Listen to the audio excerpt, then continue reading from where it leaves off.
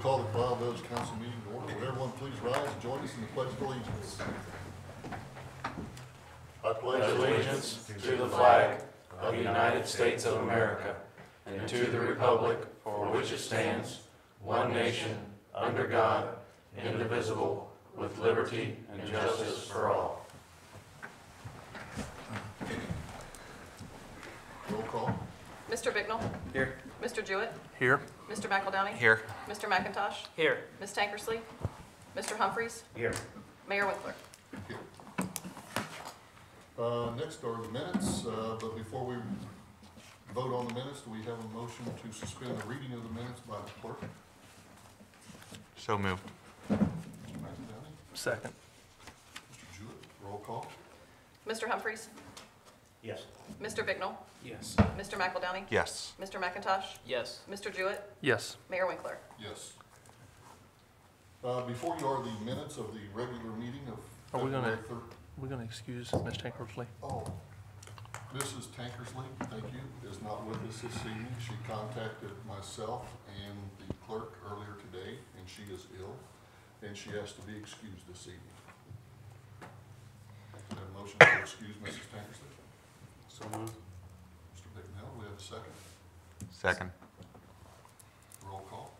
Mr. Jewett? Yes. Mr. McEldowney? Yes. Mr. Humphries? Yes. Mr. Bicknell? Yes. Mr. McIntosh? Yes. Mayor Winkler? Yes. Mrs. Tankersley has been excused.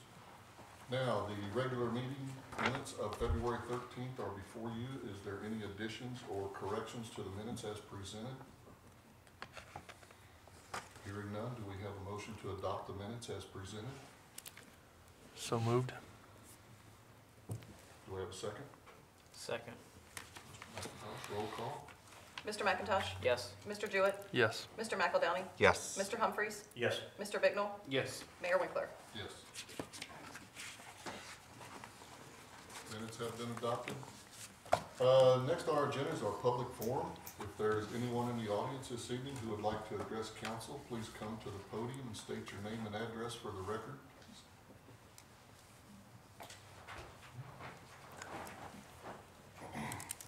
Should I say this address or my home address?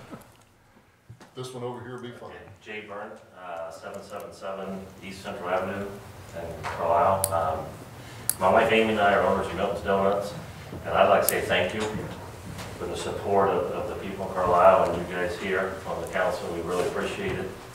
We thought long and hard about where to go, probably 8-10 different places asked for us, and we just thought this is an absolutely great community to be in. I've heard Don Hawkins, our landlord, and even Cecil's grandson come in and say, they had the whistle stop here, the donuts, all that, and talking to us about, hey, come here, and this has been great. Been trial and error at times. We're trying to keep up sometimes the demand, you're just not sure, and we've been fortunate a lot of times. We've sold out, but what we're doing is we announced it today, we open on Tuesdays. So we're now going 6 days a week, and we're actually going till 3 p.m. So just to try to help out a little bit. Eventually, she's going to kill me, please don't call her Jenny. We'll eventually go to 7 days, is our plan. Our plan is to be here long term. We've talked to the landlord about being here a long time. Obviously the only thing that would affect that is if another donut shop comes in, because when you look at the community or someone that serves donuts and there's only so many people in the competition. But our plan, we've talked about it, and with the landlord is to be here for a long time, as long as my wife and I own it, and my son and daughter who will take over when we get done. I just want to say thank you. We appreciate the support. It's been great, and we're very happy with the choice we made to come to Carlisle. I just wanted to come in and say thank you, and we appreciate it. I'd like to say thank you for making the choice to come to Carlisle. I've heard nothing but positive comments since you've been here, and as you well know, the morning you opened, they were lined up down the sidewalk just waiting on you to open the door, and it's been a wonderful addition to the community, and like I say, nothing but positive feedback. Thank you very much. We appreciate it. You're welcome. Public forum is still open. My name is Claudia Towson, Diane Drive in Carlisle. I want to continue the conversation we had last week a couple weeks ago about the houses on Sunset. And I did a little bit more research, and right now, the village of Carlisle is getting about $68 to $70 a year from that property. If you put 5 homes at approximately $350,000, the village is going to get about $1,400. So the argument that was made that Carlisle will be getting nothing if we don't do anything, there is no cost to Carlisle right now to leave it the way it is. So of the $1,400 approximately that those houses will produce in tax to the village, how long will that take to recover the cost if the village has to put the curbs and gutters in that road versus the builder? Do we have a cost analysis on any of that? Well, I wasn't here during that discussion last week, obviously, and I don't have a cost analysis on it myself. I don't know if there has been cost analysis done or not on the city's standpoint. Because I believe that what's on the table currently is to waive the builder making those improvements. Somewhere down the road, the village is going to have to make them. So I just want to see, you know, at approximately, let's even round it up to $2,000 a year the village gets off those houses. How long will that take to recover? Does council know the cost to the builder? They're considering waiving these services. Do we know the cost that he would incur? Has he showed you any kind of documentation, cost profit analysis? Because I know that's one of the reasons that he's coming before you is he can't afford to put the gutters in or it would make the houses too expensive. Have you seen any documentation of what his cost will be on that? Currently, at this point in time, I have not. Has any other council member seen that? I mean, you're considering voting, not letting him, not having him cover his costs because he can't afford it. It's on for a second reading tonight, Correct. so between now and the third and final reading, I hope to see some of those costs.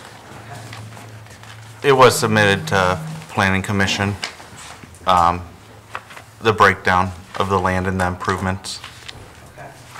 by Mr. Morris. Rod, you submitted that, right? Yes. Is that going to be put on for the public to review or to be, that's something that's transparent to citizens? I don't know, I'm asking. Is that, are we privy, to that or not? I mean, the submitted information would be a public record. Okay. Has a study been done on the effect of the runoff when that land is cleared and the topsoil is removed? Has an engineer evaluated any water runoff? Because that does kind of shift a little bit. Give me an answer to that. Yeah, thanks.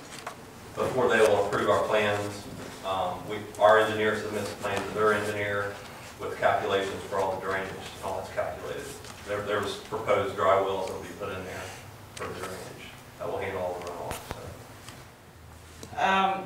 My feeling again is if the village refuses to allow, the village has refused a small business owner to place a sign in an area that would help attract his business, attract customers to his business.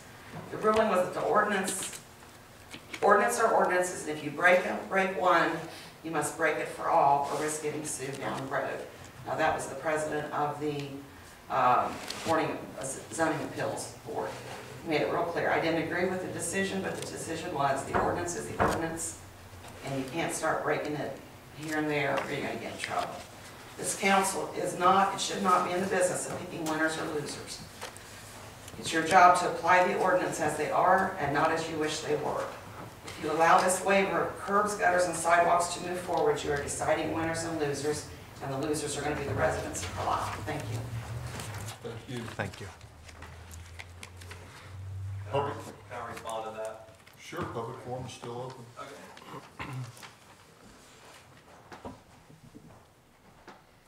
She asked about the cost. Could you please state your name and Yes, address? Rod Morris, 31 Eagle Court, Carlisle, Ohio. I represent Associate Construction. We basically came in to this project knowing we had a lot of off-site sewer, a lot of off-site water. And so that's why we asked initially for no water, curb and gutter, sidewalk. At that, with what I'm paying for the land and the improvements that would have to be done, we're going to have about $58,000 per lot. If we did it fully developed with the water line, curb and gutter, sidewalk, and everything, we're going to have about $76,000 in the lots, which in Carlisle, that's pushing houses and be able to sell them. So that's probably be over $400,000 for sure. And so that's why it originally came in. It was originally turned down without, all that stuff, and then we negotiated with the planning commission to do the water line, if they were willing to, if you guys were willing to waive the curb and gutter and sidewalk. And so that's how we got to there. But there's basically, you're looking at almost $20,000 difference to do those improvements, because you're only improving 5 lots, and you're doing 800 foot of water, 800 foot of sewer, going under a railroad track, and all that type of stuff. So the whole idea behind it was to match what's already there, what's already been approved. There's 2 large homes down there that have no curb and gutter. That whole eastern side has no curb and gutter, has no sidewalk to tie into. And so that's the reason why it made sense to me to be able to do it at that. A lot of other areas you go to that are larger acreage lots, you don't have full development. So, and she's talking about, nobody's going to be sticking the taxpayer, because if you guys don't approve this, nothing's going to get built there. There's not going to be curb and gutter anyhow that you're ever going to have to put in. So, irregardless of that, nobody's sticking any taxpayer, because if it doesn't get built, there's not going to be curb and gutter there anyhow. So if you guys have any other questions, feel free to let me know. I'll try to address them. So. Okay, All right. thank you. Rod, just real quick, your plan is not to purchase the corner lot, is that correct? You'll only be, Yeah, we're just splitting it off, and the owner's going to retain that. So. okay. Yeah. All right. Thank you. You're welcome. Thank you, Rod. Public forum is still open, if anyone else would like to address council. Seeing none, we'll close the public forum. We'll move on to council reports. Mr. Humphrey, would you like to start this evening? Thank you. First off, I'd like to make a motion to remove Cheryl Sweezy from her seat on the Property Maintenance Review Board, please. We have a motion on the floor from Mr. Humphreys to remove Cheryl Sweezy from the Property Maintenance Review Board. Do we have a second? I'll second, and just to clarify for the record, it is, her residence is outside the village limits, is that correct? That is correct. Correct. That's what I've heard. Thank you. Roll call. Mr. Bignall? Yes. Mr. McIntosh? Yes. Mr. Jewett? Yes. Mr. McElDowney? Yes. Mr. Humphreys? Yes. Mayor Winkler? Yes. I'd also like to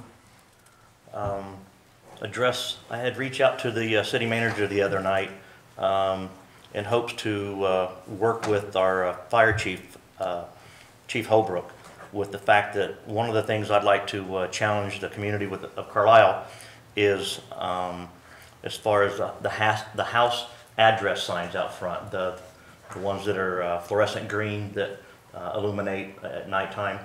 I just was fortunate enough to work on my grandmother's,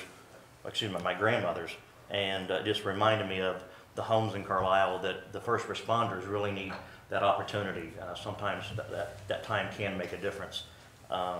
Hopefully, Chief Holbrook will be coming back with some form. The reason I wanted to utilize the fire department is that maybe it could end up being a small fundraiser where we initiate the opportunity to buy these signs through our fire department at a cost that allows them to, make a small something that it adds to safety and possibly a small coffer.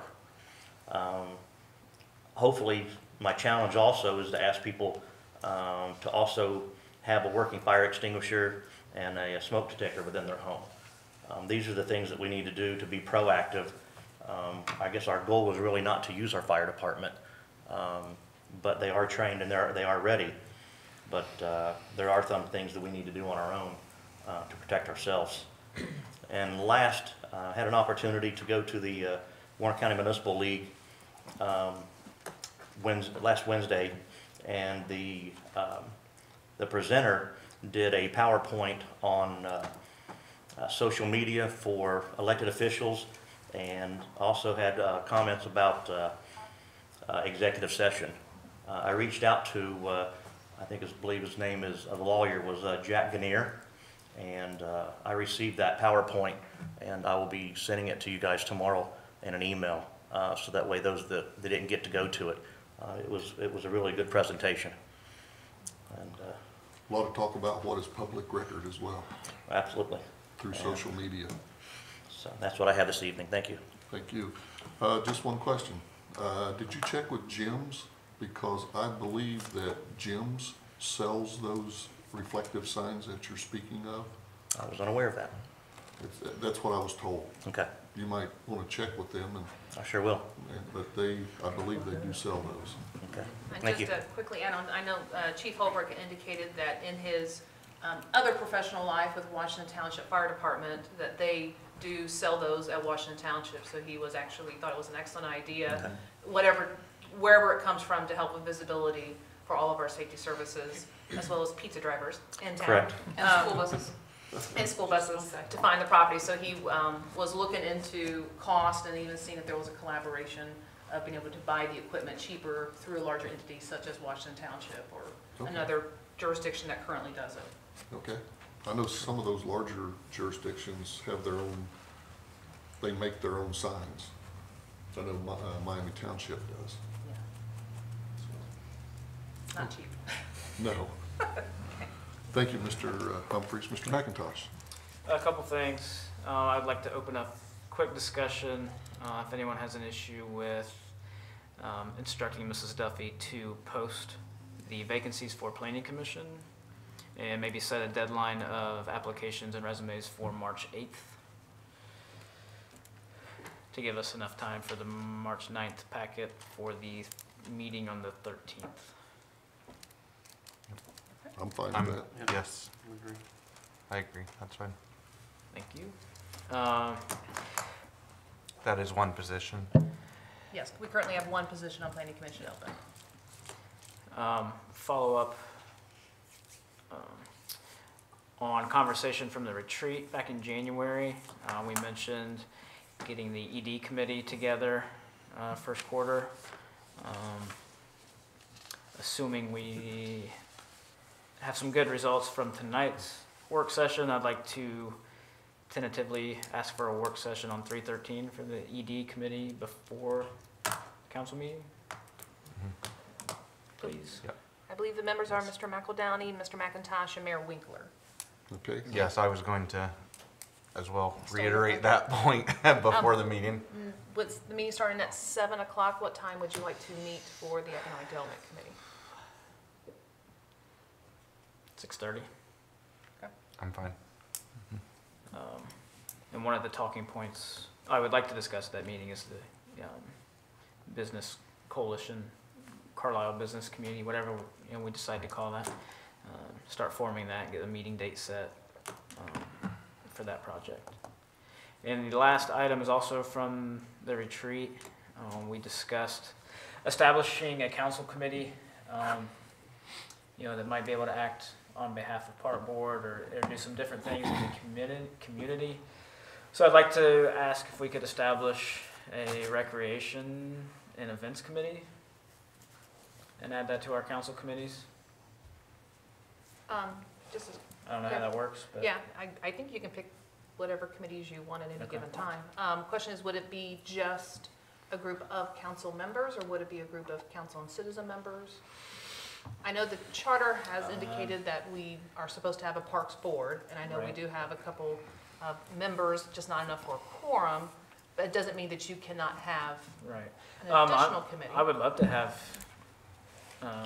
citizens on the committee, and whether or not we find any that want to participate, that's up in the air, but as long as we have I can a reach quorum out. of council members and have some seats available for citizens, that would be great.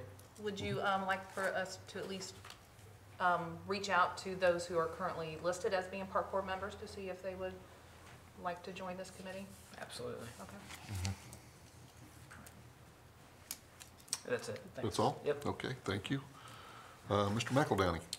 I was just going to mention the ED meeting for economic development, but Mr. McIntosh has already mentioned that, and hopefully at that meeting, Mrs. Duffy can give us an update where she stands on businesses within the village to, like Mr. McIntosh said, move forward with some sort of small business coalition and help the community move forward all together. And that is all. Okay, thank you. Mr. Jewett. I have nothing this evening. Okay, thank you. Mr. Bicknell. Just a couple things. One, the Carlisle Lions Club pancake breakfast on March 10th. To come out and enjoy that. Also, at the last GYMS meeting we had last week, Chief was speaking with, had spoke about, I don't know if everybody remembers the ambulance incident that happened in Lebanon, where the ambulance had the accident and it tipped over. It brought a lot of things that I guess as the paramedics, what they things that they don't really realize, kind of to light and to the front, as far as straps on the gurneys that are used, and even Chief had mentioned that sometimes in the heat of things, the person in the back doesn't always strap in into their seatbelt, and this really brought everything to light. They met with the paramedics in Lebanon and helped out in every way they could. They actually had a vehicle on scene for that, and that everybody has recommitted within the GYMS organization to make sure that they're going to that they seat belt and that they are using the straps and everything. It just was a real eye opener for them, and most everybody had come out okay from the accident, and they were doing their part to try to help out and see what they could do. But it just was a big eye opener from what they saw, and just kind of brings everything back into home of just making sure that you just never know what's going to happen in those situations, and just even for our everyday, citizens, buckling when you're driving is so critical on, what can happen. And that is all I have. Okay, just to kind of comment a little further on that, it is the law when you see an emergency vehicle coming that you move to the right and stop and let the emergency vehicles get on through.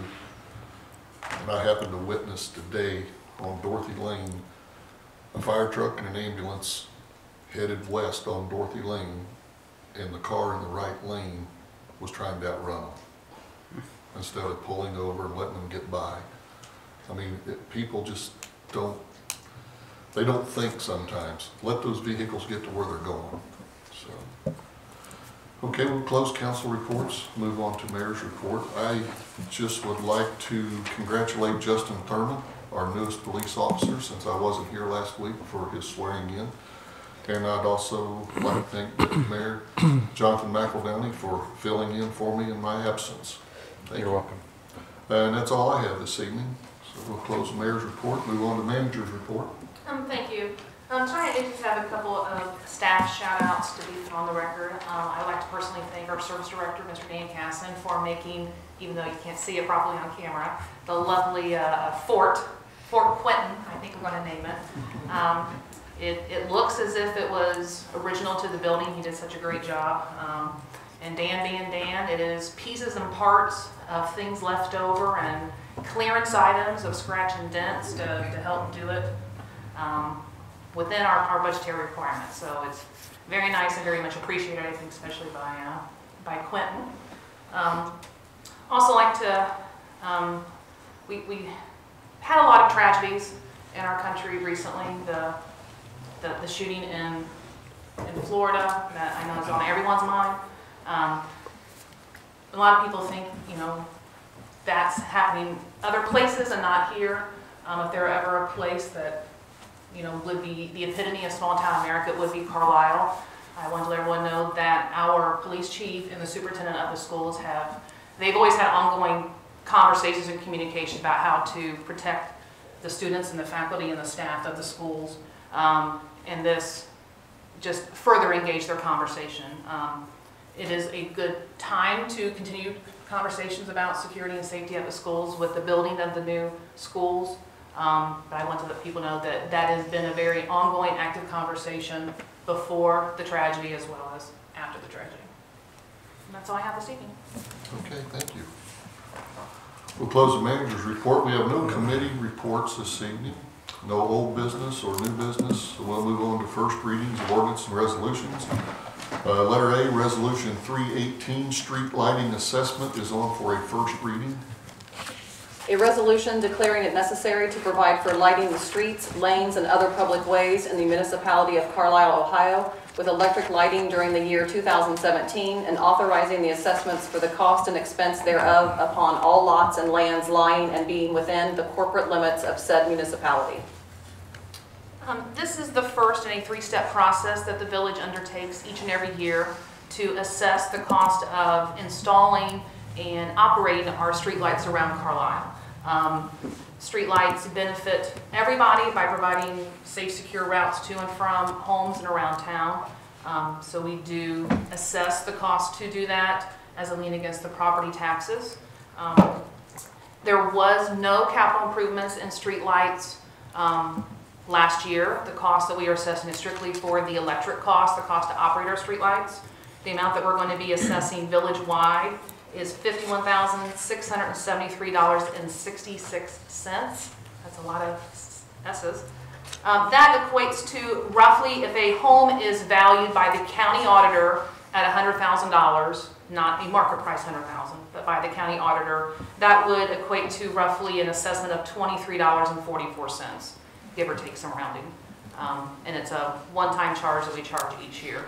Carlisle, majority of the streetlights, we do actually add streetlights every year. The cost of operating those additional streetlights add every year, but majority of our streetlights, in fact, I think the last streetlights that the city personally installed was on Business Parkway and perhaps one on Fairview near the schools. But all of our streetlight extensions does come through our development of the homes in town. So that is a cost that the builder incurs to install the capital improvements, and then we take over the cost of operating them. So that's why that does help keep our costs low, ironically enough, that we don't have to pay for the cost to install the streetlights. So that is on for a first reading tonight. Any discussion from council? That will be on for a second reading on the March the 13th. Letter B, ordinance 418, Ohio House Bill 49, amendment to chapter 881 of the municipal income tax. That is on for an emergency. Would you like to explain the emergency? Yes. Prior to me asking for it? The reason why this particular piece of legislation is on for an emergency is that there was some mandatory changes that was imposed on local taxes that was passed through the state's biannual appropriation in House Bill 49. As larger entities do, they try to cram a bunch of things in, and one of them was a provision in the bill that required local municipalities to allow the state to collect taxes on their behalf, centralized collection for net profit accounts, as well as some other minor-ish ticky-tack things. Many of, I think like 166 or 165 jurisdictions collaborated together to challenge, to sue the state, challenging that ruling that they were overstepping their bounds with our home rule to be able to collect and maintain our own taxes. We did receive notification last week that the judge did not rule in our favor and is allowing the centralized collection of a portion of our taxes. But there was also a kicker put into the bill that we can choose not to implement those changes, but we will risk losing our legal authority to collect income tax at all. Although that sounds kind of nice to say no taxes for Carlisle, income taxes, our financial security, that's what runs our daily operations for our community. A third of the income tax goes to pay for the police department. The rest of the monies go to operate the general operations of the village. So the reason why it's on for an emergency is that we are required to have this in full force and effect prior to March 1st. That is the deadline imposed, and if we don't, we will risk not being able to collect taxes at all.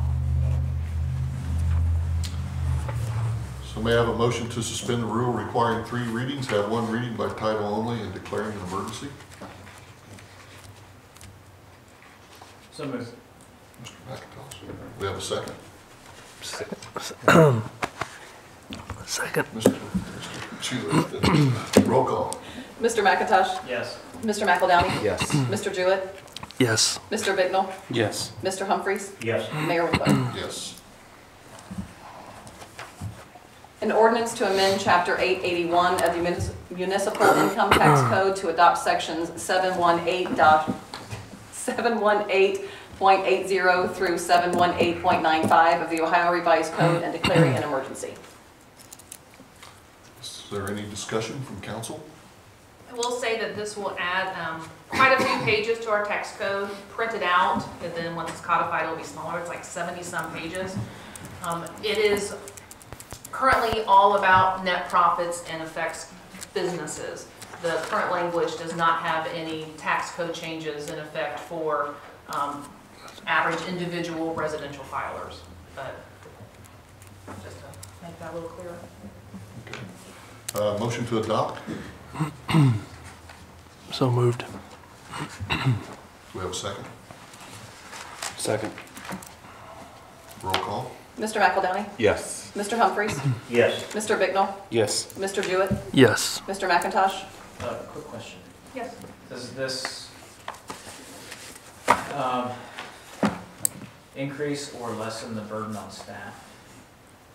It does not. No. We will still, it's technically not auditing, that's a whole different accounting term, but basically we would need to review all the tax returns and still accept the payments and match them up to it. Yes. Mayor Winkler? Yes. Ordinance 418 has been adopted. Move on to second and third readings of ordinance and resolutions. Resolution 218, approving a variance for section 1230.05 for Sunset Estates development on for a second reading. A resolution approving a variance to section 1230.05 curbs and gutters of the zoning code for the Sunset Estates development. Any discussion? That will be on for a third and final reading on March 13th.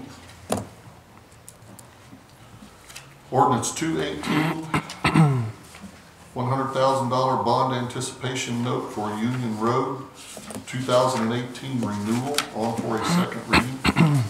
An ordinance providing for the issuance of $1 million renewal bond anticipation notes for the purpose of paying a portion of the cost of making road improvements in the municipality. Any discussion? That will be on for a third and final reading on March 13th. Ordinance 318, $745,000 bond anticipation note for State Route 123, phases 4 through 7, 2018 renewal.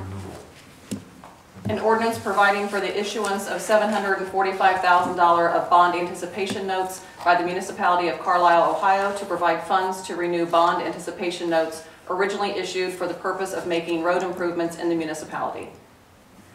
Any discussion?